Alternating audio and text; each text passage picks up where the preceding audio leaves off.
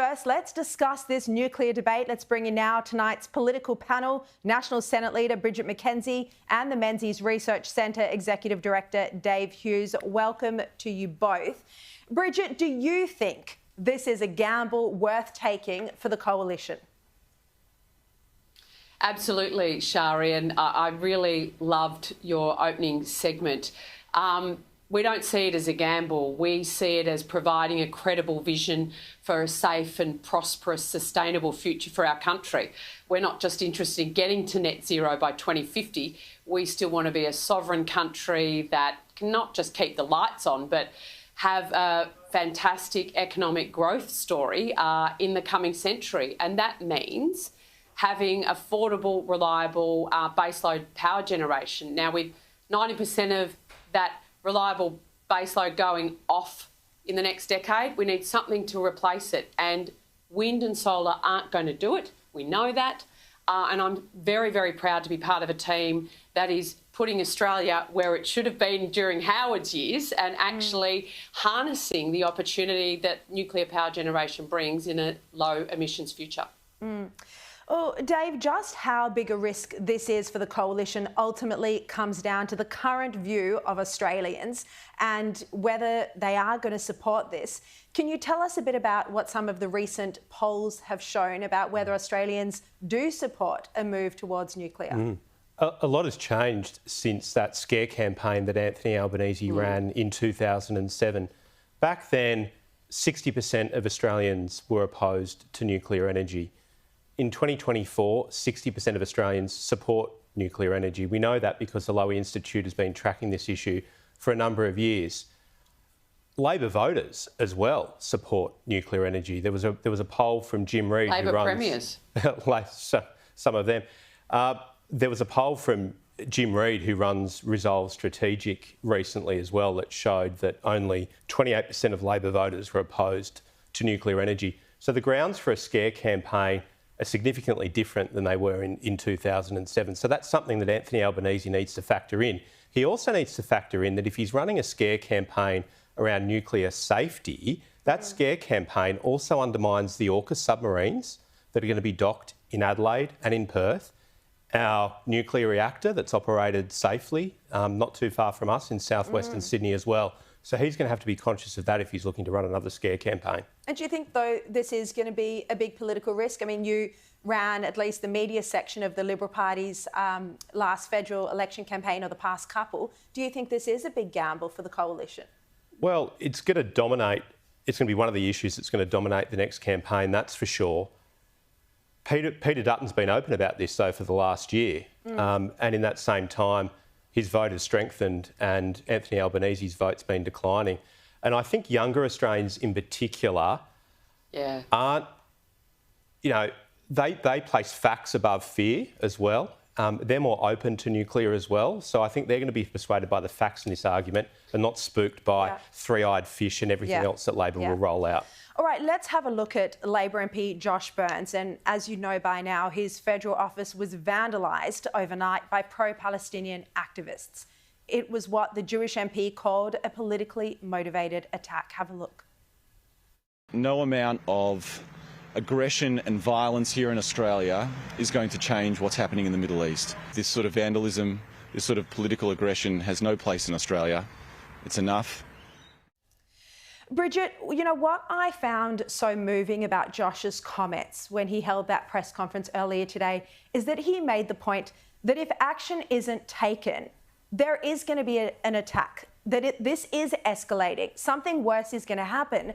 And we are seeing lawlessness in part because our political leaders and the police aren't doing anything. They're not arresting anyone. No, Shari, we've talked about this a lot. You're exactly right. The permissiveness, if I can use that word, of state governments, state police forces, and indeed the language being used by the federal government has given tacit approval, shall we say, in people expressing their views in this conflict at home here domestically in ways that I think are reminiscent of the 1930s in Germany. I've been appalled, as you have been, as you've highlighted over many, many months, what's happening on our suburban streets, in our schools, at our universities, in businesses, that you would have been appalled and shocked about in previous decades, that today are being almost tacitly approved or sort of waved away as if we're all helpless in the face of this sort of behaviour. Yes. We're not. We have laws. Stop keeping the peace and start upholding the law. Well said, absolutely agree. And what worries me as well, Dave, is that it's a targeting of Jewish people. And we saw it just yet again overnight with Jerry Seinfeld. You know, he's not a representative of Israel. He's just a Jewish comedian. And well, let's have a look at what happened again at his show last night. You're getting them on your side. Can you hear it? Boo! There's the police. You have strong political feelings, but you don't know where to say them. You think that ruining the night, it doesn't affect me. All these people, you're ruining their night. Thank you for coming. Did you like the horse pit before you left? Did you get a little laugh anyway? So good. Did you like the horse bit before you left? I wish we could all see his show. But Dave, you know, it strikes me, and I made this point the other night, that Jerry Seinfeld has a better grasp of security than our Australian Federal Police. He manages to move the pro-Palestinians out. Why can't our police do the same? He got them out there quicker than Sydney University. Yes. That's for sure.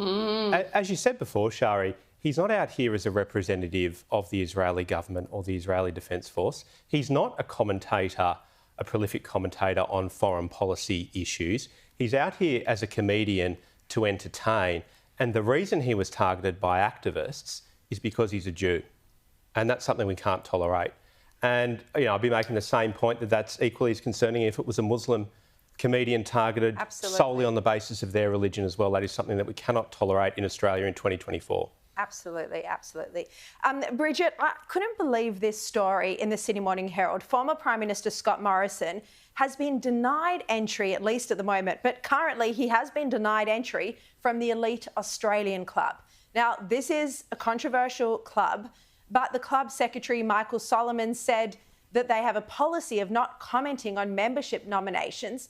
Bridget, this is outrageous. He's a former Prime Minister. You might not agree with his politics, but his service to our country has been enormous. This is true, Shari, but you and I can't join the Australia Club either. Let's remember that. If I was the Prime Minister, I wouldn't be able to join the Australia Club. So, and we do have a former Premier here in Victoria that's been unable to join a golf club down south of our place. So I do think at the end of the day, these are private entities, for good or for ill, that make these sort of decisions. And you know, I think former PMs, former servants of our country, no matter what side of politics, should be able to join these type of establishments. But I'd be arguing that I would hope that a future female Prime Minister would also be able to join the Australia Club one day. Yes, indeed. Those are well-made points. I have been for lunch there once or twice, and I don't know why everyone's rushing to join as well. It's a bit stiff. It's a bit boring. I don't remember there being any atmosphere or music or great food. So there are other clubs I'd love to join more. Come on, Dave. I share that view, and I'm not a member. I'll disclose I'm not a member. But I don't really think it's Scott Morrison's style either. He's happy in shorts watching the footy, so I'm not sure it's really his style anyway. But look, he applied. Did he apply? Did he apply? Yeah, well, the reporting says he did apply. So if he applied, the fact that they rejected him but not the likes of Malcolm Turnbull says a lot. All right, Bridget McKenzie, Dave Hughes. It's very Sydney. Yes, great to have you both on tonight.